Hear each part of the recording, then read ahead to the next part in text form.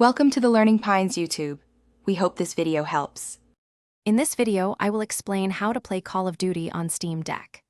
The only way to achieve this is by installing a full Windows operating system directly onto your device. You will need a micro SD card or an external solid-state drive with at least 100 gigabytes of free space to accommodate the Windows installation and your game files.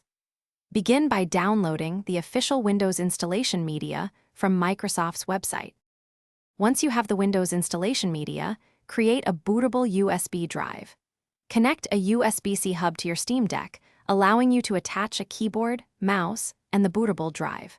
Power on your Steam Deck, enter the BIOS, and select the USB drive as your primary boot device. Follow the on-screen instructions to install Windows onto your chosen storage, which typically takes around 30 minutes.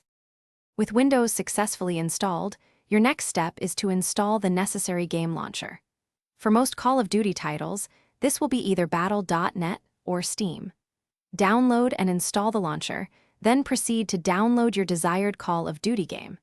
Ensure all graphics drivers and system updates are current to guarantee the best possible gaming experience and stability on your Steam Deck. To optimize your Call of Duty experience, adjust the in-game graphics settings to a lower preset, prioritizing frame rate over visual fidelity.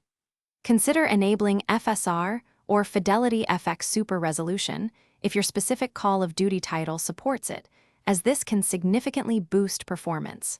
Regularly update your Steam Deck's drivers and Windows. Finally, always connect to a stable, high-speed internet connection for smooth online multiplayer matches. Thanks for watching. Consider subscribing if we helped you.